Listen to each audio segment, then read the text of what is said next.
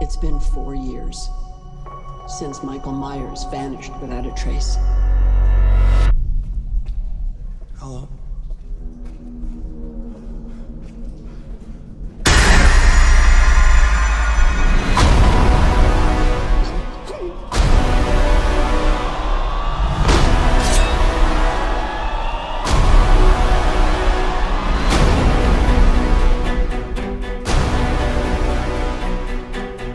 I was certain that I saw him watching me. You pretend like you moved on, but you're actually just obsessed with death.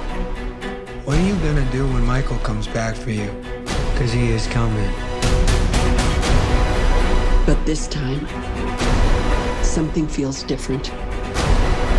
He's more dangerous.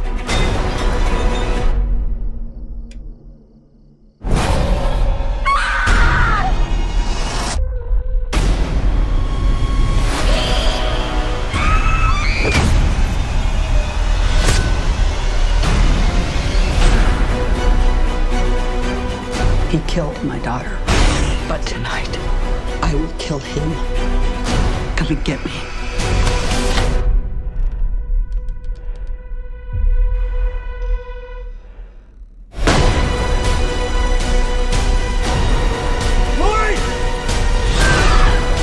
Maybe the only way he can die is if I die too. It all ends now.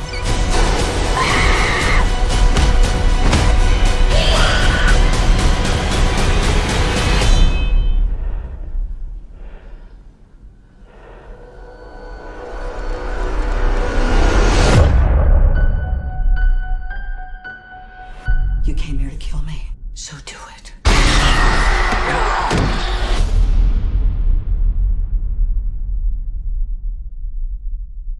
What's up, everybody, and welcome back to another episode of the Classic Chronicles. I hope everybody enjoyed Monday's vlog where I reviewed Mountain Dew Voltage. If you haven't checked that out, please do. But for right now, I got another movie review for you guys. And normally when I do these things, I try to be as objective as possible. Even if the movie sucks, I still try to find the good in it. But and I'm gonna continue to do that because even though a movie might suck, I know what it's like to be an actor, and it's terrible to hear your work sucks. So I'm going to be as objective as possible. Like I said, even though this movie did not suck, I was very disappointed because I'm a huge fan of the franchise, and this one, especially for a franchise ending, did not do it for me. And of course, I'm talking about Halloween Ends.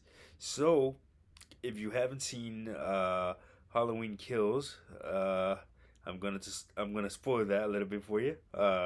And it's safe because damn it, it came out last year. You guys should have seen it by now if you haven't. But if you haven't, definitely check it out. But anyway, this Halloween Ends picks up right where Halloween Kills left off. So at the end of that film, Laurie Strode, which is Jamie Lee Curtis's character, she and her daughter and the whole town of Haddonfield are battling Michael Myers, and just when they think they've got him, he gets up and he starts like destroying everybody in the town. Literally, the whole town comes after him, but but to no avail. So, and then at the end of the film, at the end of Halloween Kills, Michael Myers ends up killing Jamie Lee Curtis's daughter, Karen.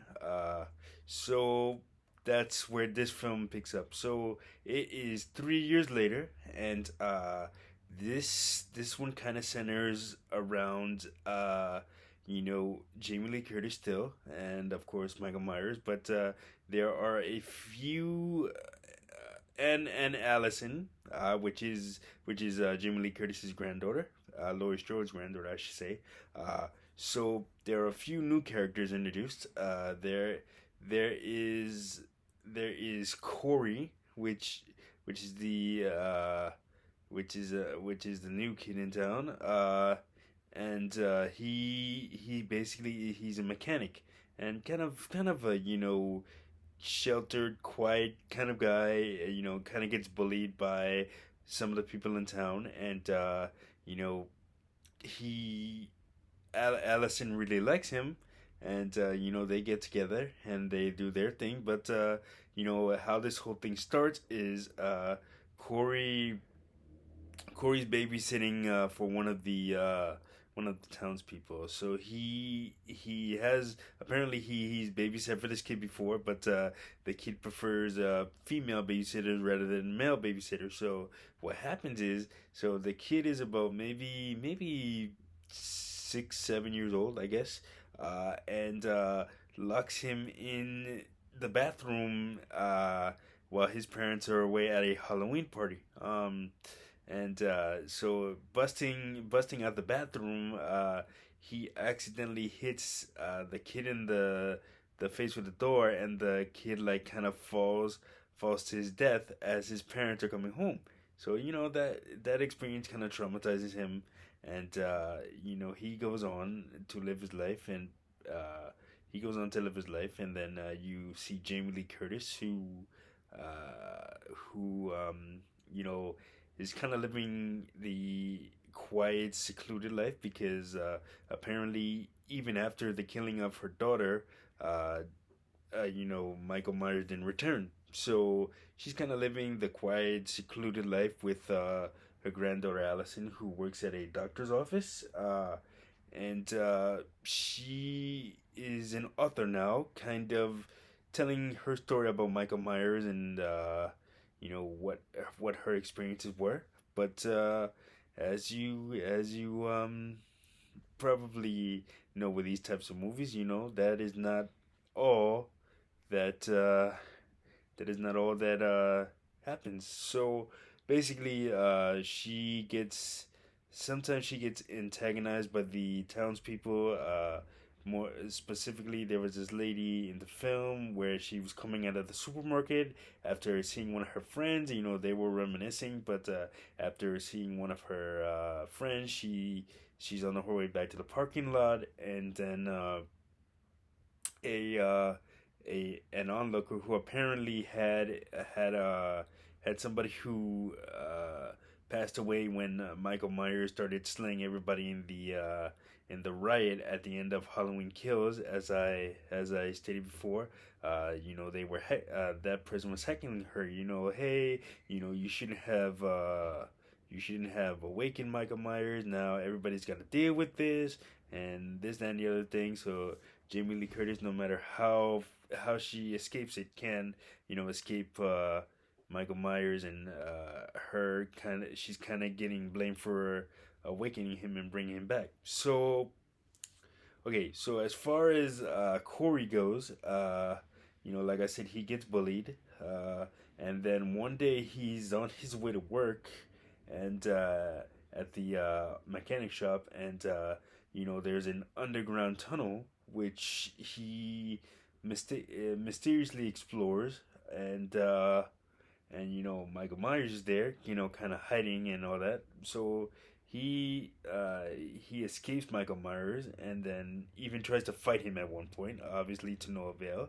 And then he kept going back. Instead of leaving Michael Myers to be, he kind of continues to go down there in that abandoned sewer, and he at one point he says, show me how to do it, show me how to kill. I want to be like you, and all that. So Michael Myers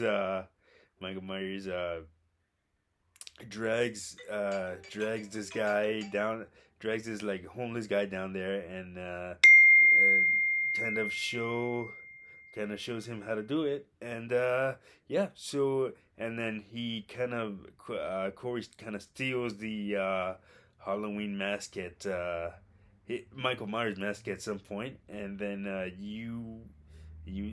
Corey kind of goes after everybody that kind of bullied him.